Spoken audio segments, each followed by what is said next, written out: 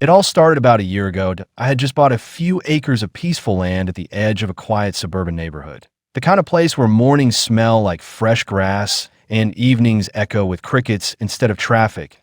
And why property wasn't fancy. Just a solid patch of land with a small house, a few oak trees, and a long gravel driveway leading to the road. I wasn't even in the neighborhood's HOA. My land simply bordered it. I paid my own taxes, had my own utilities, and answered to no board. But apparently, no one told Karen that. Karen, or as everyone in town secretly called her, the queen of the HOA, had an opinion about everything, from the color of your mailbox to how many times you mowed your yard per week. If she didn't like something, she'd take it to the board. Even when it wasn't her business to have tea first, I thought she was just being nosy. She'd stop on my property line while I was out working and shout things like, "You really should trim that hedge. It's lowering the neighborhood's visual standard." I'd smile, wave, and say, "Thanks, but this isn't HOA property." She'd frown, purse her lips, and march away like I'd just insulted her family tree. Then came the letters that neatly typed, printed on official HOA letterhead, or at least her homemade version of it. "Dear property owner," they began, "you are in violation of Willow Park HOA landscaping codes. Failure to comply may result in fines or legal action." I actually laughed out loud reading that first one. I wasn't even under their jurisdiction. Still, I tried to keep the peace. I ignored her. I didn't want drama. I just wanted my quiet life on the edge of town. But as the months went by, her behavior escalated. She'd stand across the road, taking pictures of my property like she was building a legal case. Once, I even caught her walking along my fence line, clipboard in hand, muttering about non-standard fencing materials. I told her to leave my property. She argued that I threatened to call the police. And that finally sent her storming off. That I figured that was the end of IT. IT was in point one Friday evening. After a long day at work, I turned onto my driveway, only to slam my brakes. There, standing tall and ugly in front of me, was a brand new 6-foot wooden fence, stretching straight across my driveway, like a wall. That IT wasn't just on the property line, that IT was on my land, about 4 feet past the survey marker, and right in the middle of it, big metal padlock gate. At first, I thought it had to be a prank. That I got out of my truck, walked up to it, and realized this thing was professionally installed, cemented posts, fresh lumber, even a shiny little sign that read ***, private access, HOA members only. I felt my jaw tightened. A few minutes later, I saw her, Karen, standing on her porch across the street, arms crossed, that smug little smile on her face. "Karen," I shouted, "what is this?" She cupped her hand around her mouth and yelled back, "Community fence.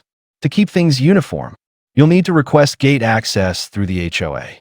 You built this across my driveway," I said, walking closer.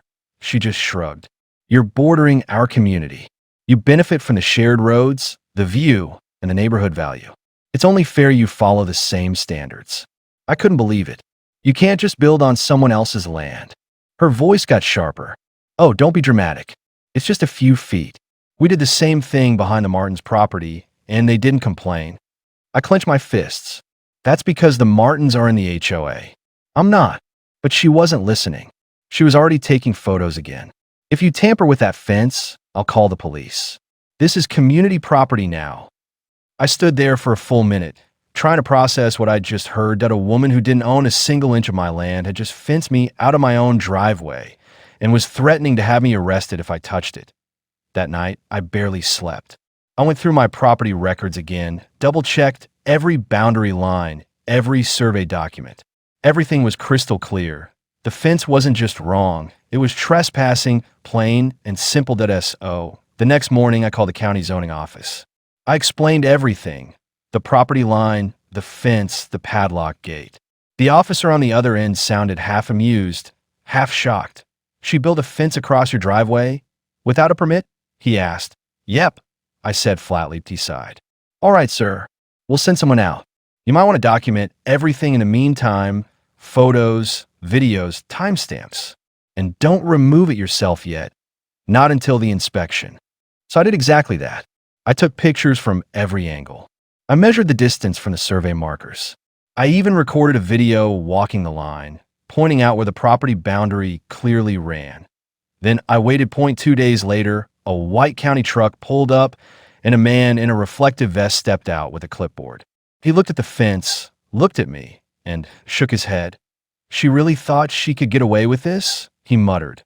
Oh, you have no idea, I said. He took his measurements, snapped a few photos, and then turned to me with a small grin. You're in the clear. She's going to have a fun time explaining this one to the county. And that's when things really started heating up because word got around fast. The HOA board wasn't happy. The neighbors started taking sides, and Karen? She doubled down. Instead of backing off, she called a meeting at a special HOA emergency session, where the main agenda item was unauthorized land encroachment dispute, community response. And guess who was the unauthorized land? Yeah, me. I didn't raise my voice. I didn't threaten. I smiled, kept my phone rolling, and did exactly what any calm person with a legal spine would do. Document everything and call the county assessor. A few days later, the kind of discovery you only see in movies fell into my lap. The narrow strip of land under their gate, it wasn't part of the HOA at all. It was a leftover access lot from an old, half-forgotten subdivision plan, its own parcel with its own parcel ID. And it was incredibly up for sale. The price tag might as well have been a punchline, $2,500. $2,500 to change the entire power dynamic of a neighborhood. I bought it within the hour. I could have made a show out of it. I could have hollered from the rooftops and waved the receipt in Karen's face. But people who do their homework don't usually need theatrics. So I closed, wired the money, and waited for the paperwork to clear. 2 weeks later, the sale was finalized. I hired a licensed surveyor because the last thing anyone wants in a land fight is an amateur's measurement. He came out at dawn with his tripod and scope, chalked the lines, stamped the maps, and produced a legal survey that matched what the county had in its records. I filed for a property adjustment, recorded the deed, and felt an old, familiar peace settle over the place, the kind that comes when the facts are finally on your side. That afternoon, I called a locksmith and drove out to the padlock gate with everything I needed. The locksmith worked quickly, soft metallic clicks in the quiet.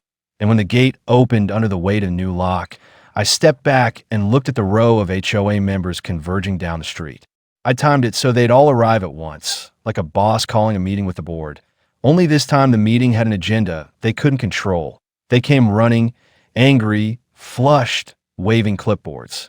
The first face I saw was Karen's. Sleeves rolled up, jaw clenched, eyes full of the righteous fury she'd always reserved for anyone who disagreed with her.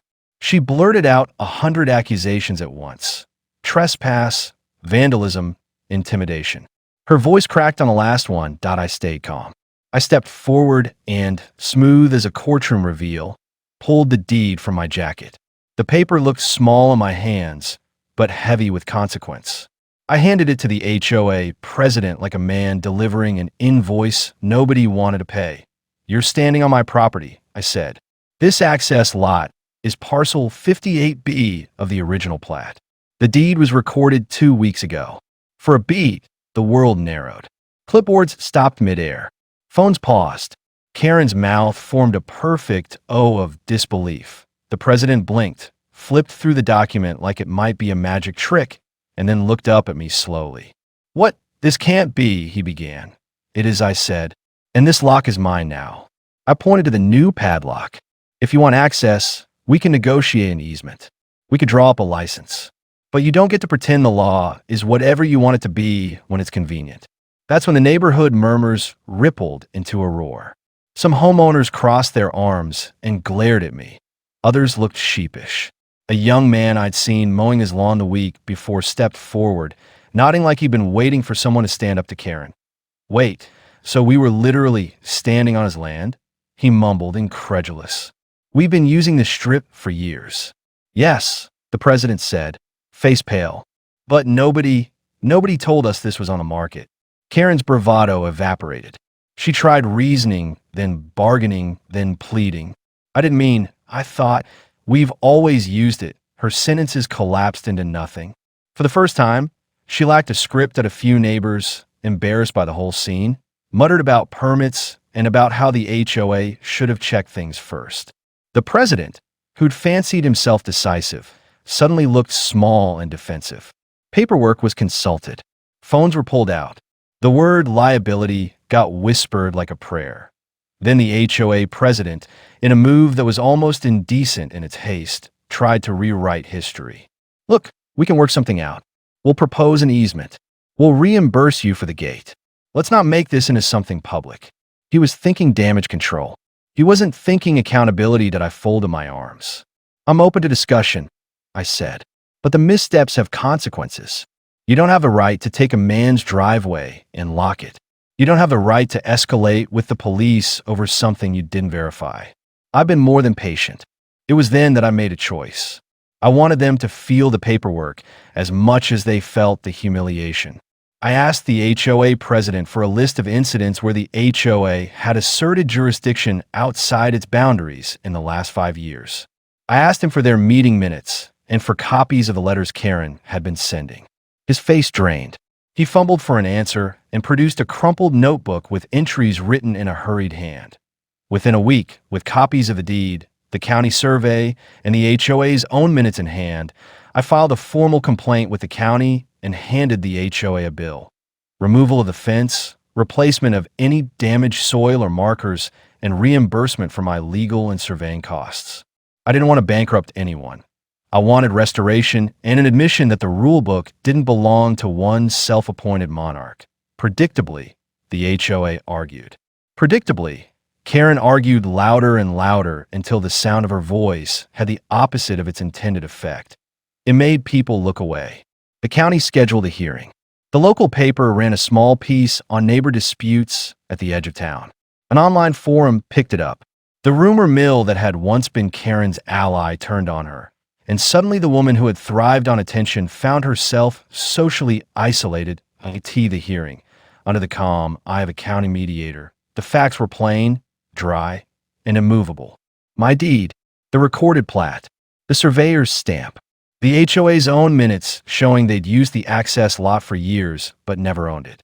The mediator's gavel didn't come down with a dramatic thud, but it didn't have to. The verdict was procedural and clean.